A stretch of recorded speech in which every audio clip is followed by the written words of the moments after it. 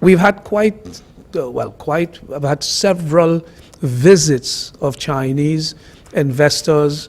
It all has to do with the bigger picture of the Belt and Road Forum that I attended, the initiative by the Chinese president to inject billions, hundreds of billions of dollars worldwide to open up business, to bring the different societies and countries together, develop humanity, so to speak.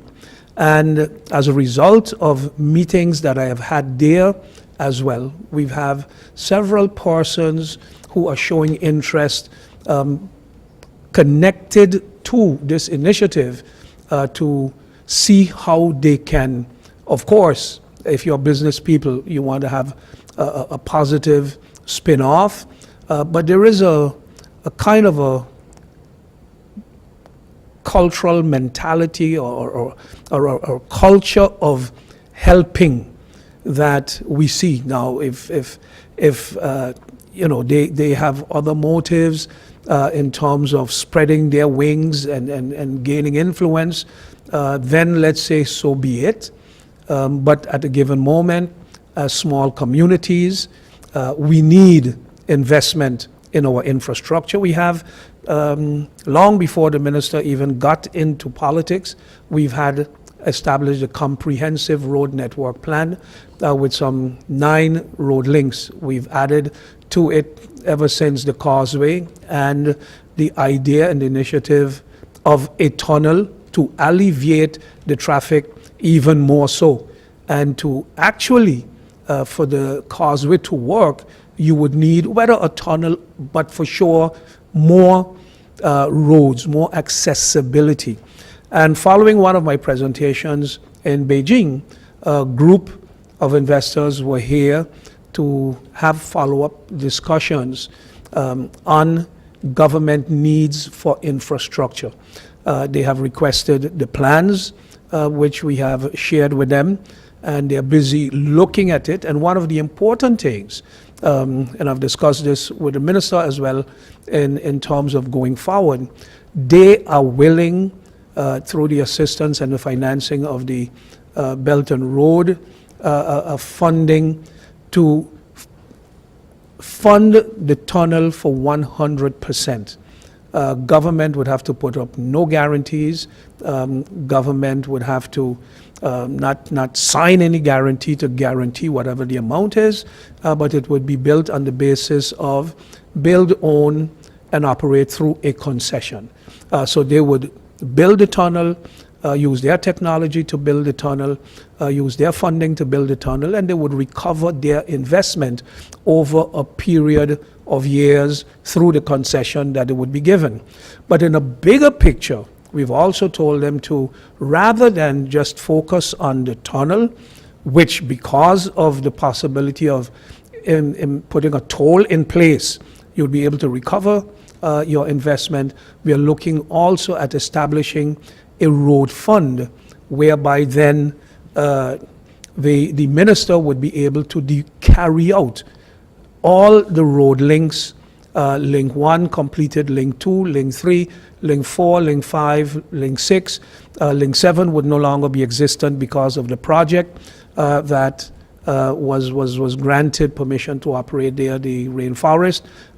It cuts off the opportunity for link 7, but all the other road links, we would be able then to carry them out within, let's say, 2, maximum 3 years, let's say, and that road fund would then be able to, just like we would do with a tunnel, but through the road fees or taxes, pay back for it. So government has a greater vision for the development of housing, for the development of our road network plan.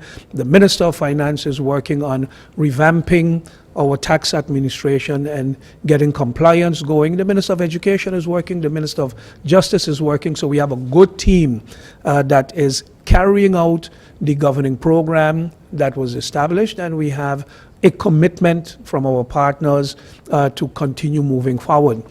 We've had extensive meetings and including this morning, another small meeting was held with the Minister of Public Health and Social Affairs with a focus on the national health insurance. It is a humongous challenge. When we look at big countries, well, big to us, the Netherlands, a rich country, one of the better off countries, not only in Europe but worldwide, where the standard of living is high, where the knowledge and the expertise is there. But it took them some 23 years, I think it was, to finally reach at a national health insurance that so far has been working. But the big almighty United States, the last thing I saw on CNN before I left the house this morning, was the postponement again on the vote, because they can't reach consensus, because you can't please everybody. There are too many interests.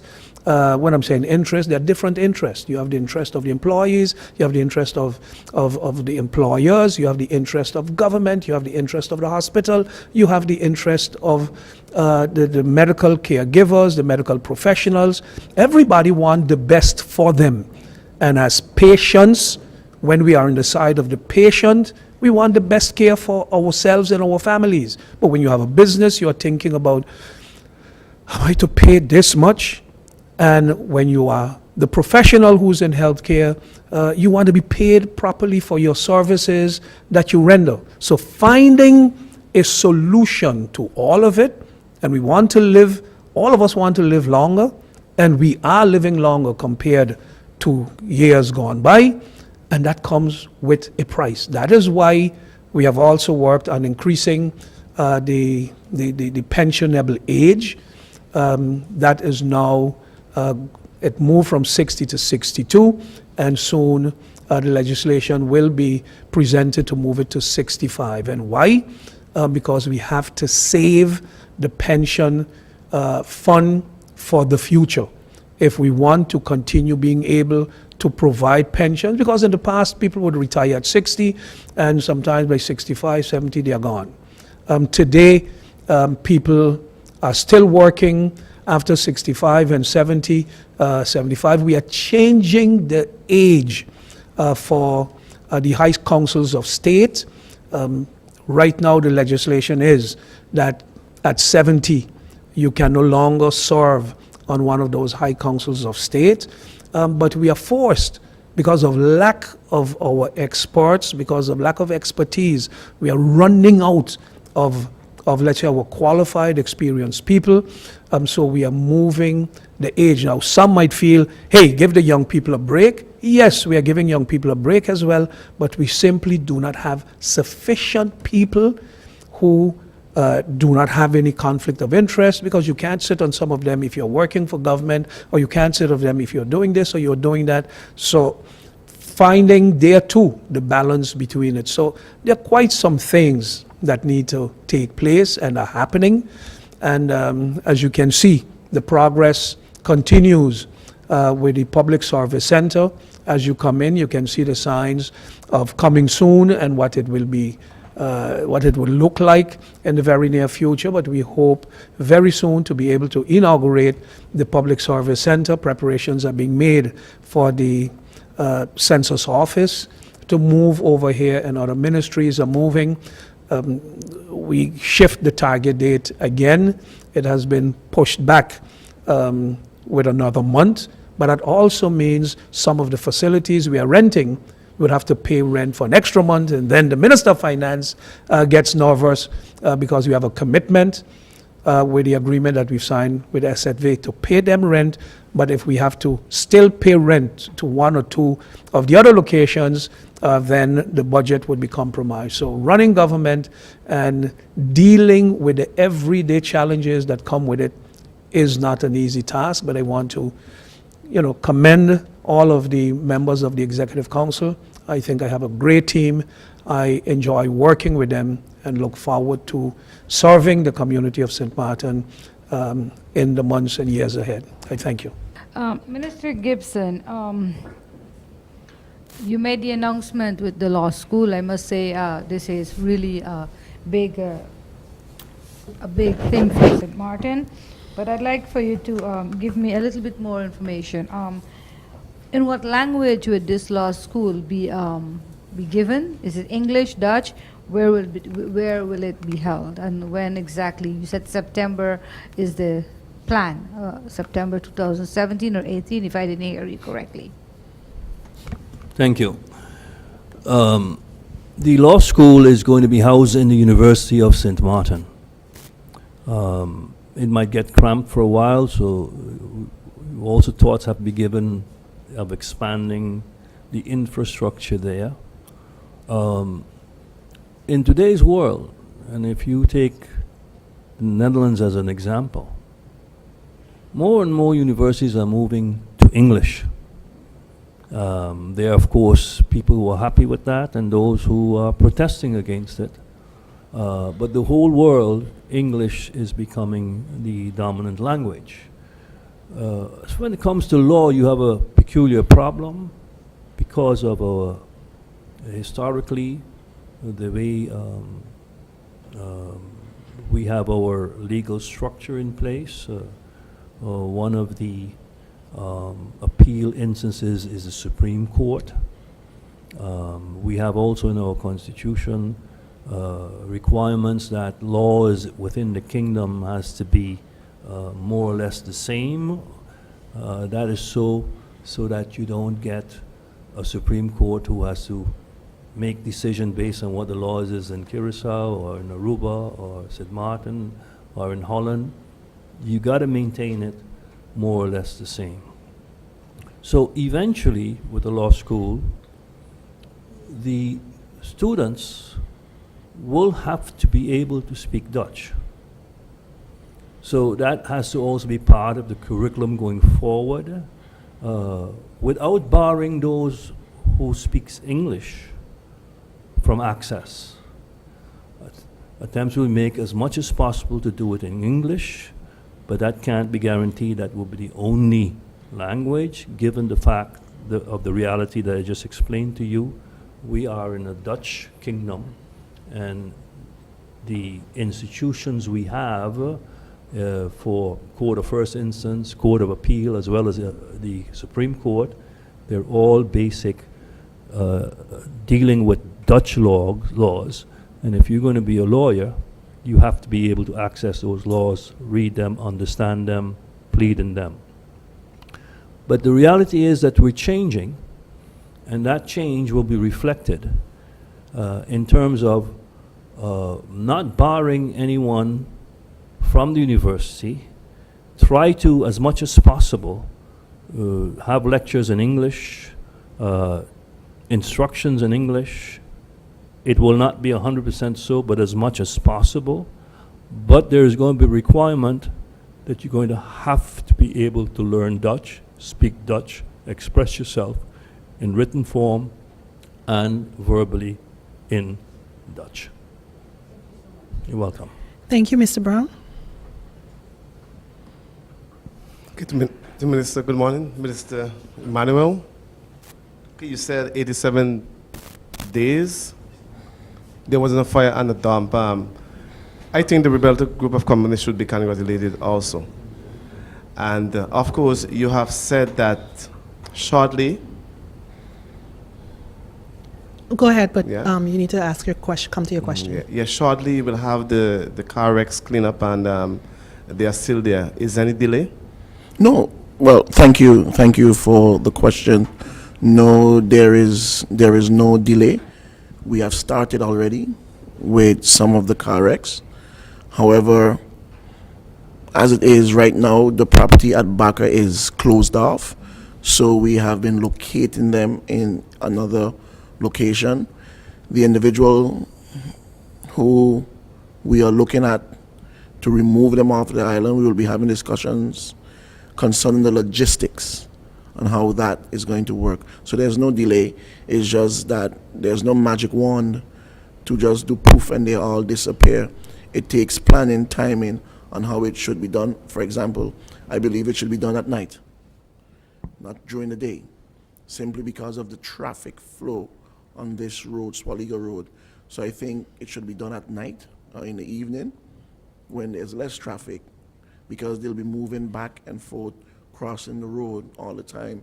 And by having such heavy vehicular traffic, because we are talking about, 40-foot containers, excavators, backhoes, tractors, removing, crushing, is going to cause sort of a bottleneck or traffic jam. So that's what I'm trying to avoid. Thank you. We move back to Bishop. Yes, I will stick with Minister Emmanuel on the same topic. Minister Emmanuel, I also understand your sentiments when you said there was no fire for 3 months. Yes, I've been seeing a lot of images, people sending you images when you just took office and how many fires were there. No fires for 3 months meant that you did something, or you got the company that is managing the dump to do something different from the past years. Would you mind sharing with us what was done different, and if this could not have been done before? Yes, I'm going to partially share what is being done, because then you don't want no one to know what we started to do to look like the Prime Minister make mention. And as he was smiling earlier, is because he made mention of the tie that I'm wearing, which he gave to me one day. I was walking in the corridor, and I said, "Wow, that's a really, really nice tie." Without hesitation, he just took it off, ripped it off, and put it around my neck, and he said, "There you go, you can have it." And I was like, "Yeah, but you're without a tie." And he made mention, well, he make all ties look good. So, that's why he was smiling a while ago. But like the Prime Minister made mention earlier, is we have sort of identified what was causing the fires. And most of them were man-made fires. Most of them. And yeah, we are sort of taking a very, very keen and serious look in that direction. We have beefed up security, and it is hard all the time to keep talking and talking, but when you start to target the pockets of those responsible, then it's a different story, and things will be done a bit different.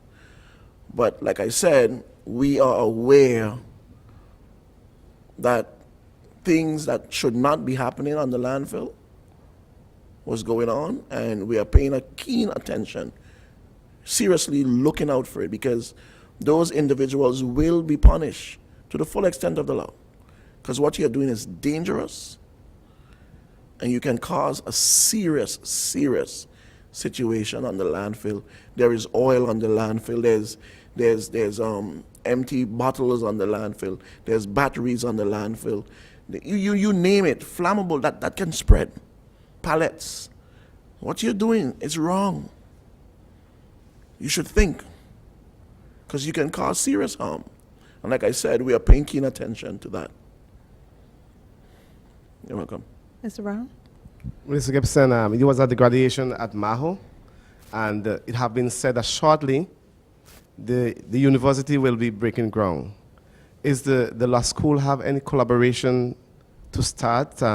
Presently, the law school will have to wait until the university complete its project. The law school is going to be housed, and lectures and everything that goes with it will be in the University of St. Martin as it is now. It's not that a law school is going to be a different building or in a different place. It's a institution we're creating that's going to be established in the same University of St. Martin that you see there now.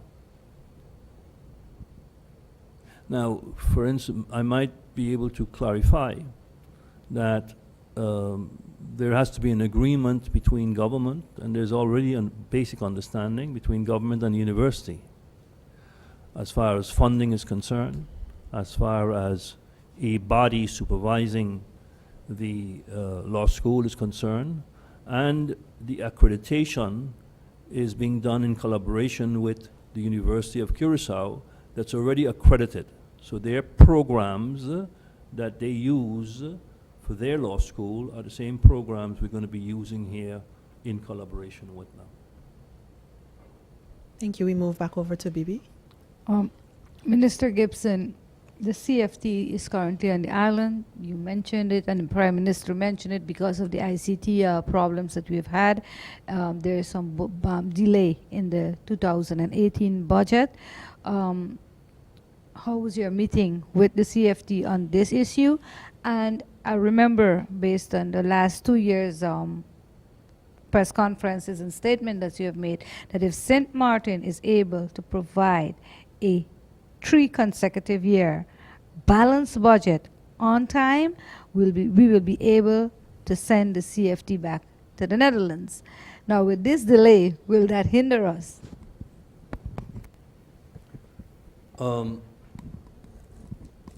Forget the CFT and forget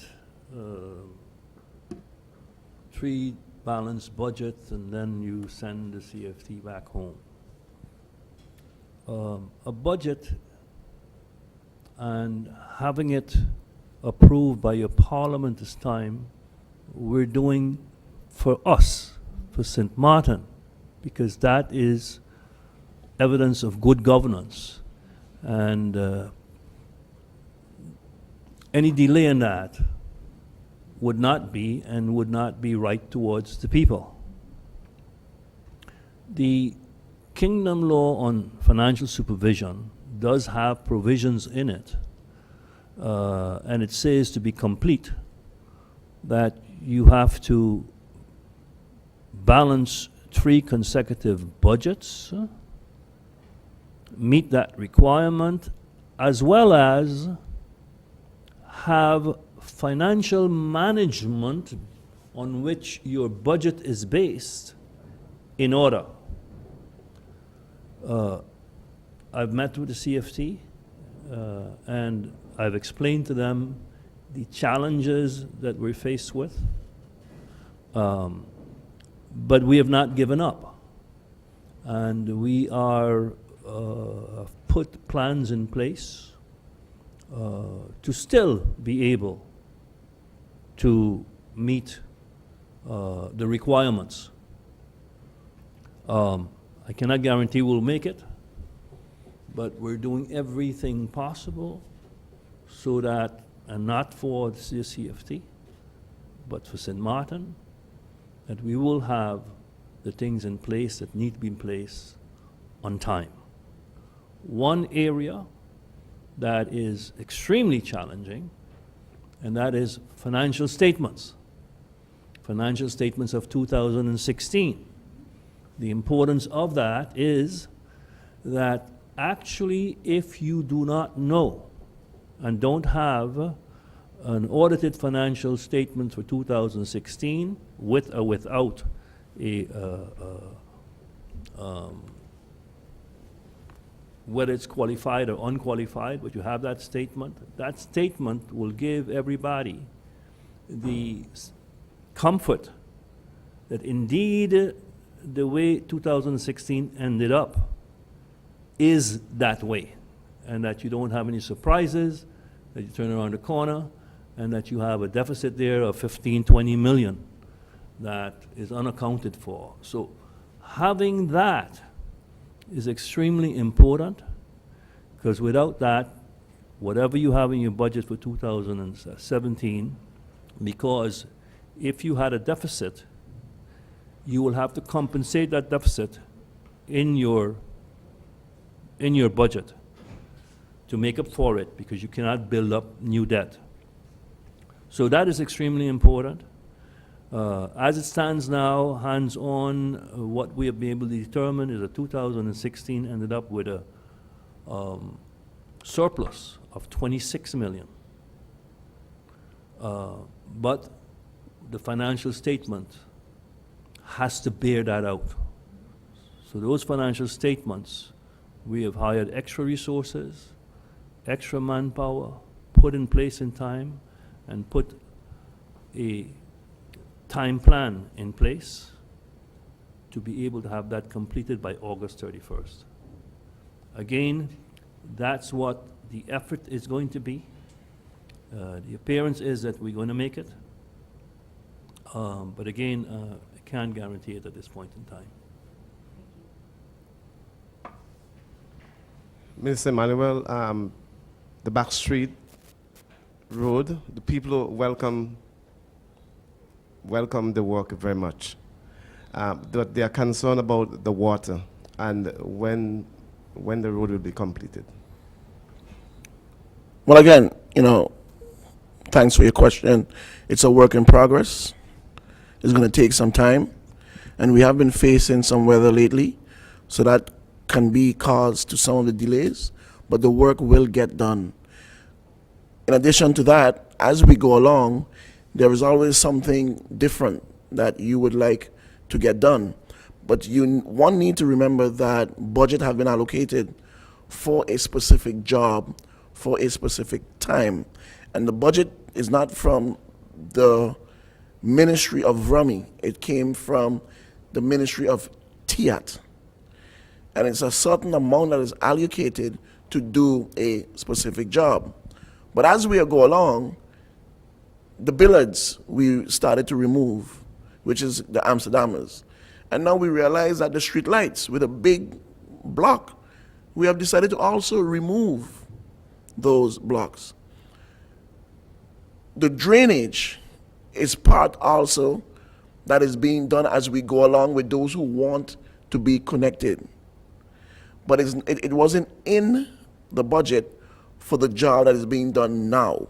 What was being done now was to mitigate and take care of the road on Back Street and the condition that it was in. There was no budget for connection of sewage lines. So we had to get additional budget. And that goes through a process, like I mentioned last week. If it's up to me, I would rip up the whole road. But these things, like I mentioned earlier, it's not a magic wand. It takes planning, it takes logistic, it takes budget, and if you don't have the money for it, it's sort of what, how are you going to weigh it? Do the road or don't do the road? I think the most important thing is the security of our pedestrians and individuals and vehicles, or everyone that use Front Street and Back Street, that it can be safe. And right now, as it was before in the beginning, it was not safe. So I can understand the concern of the people, but again, we will deal with those issues as we go along with Front Street and Back Street.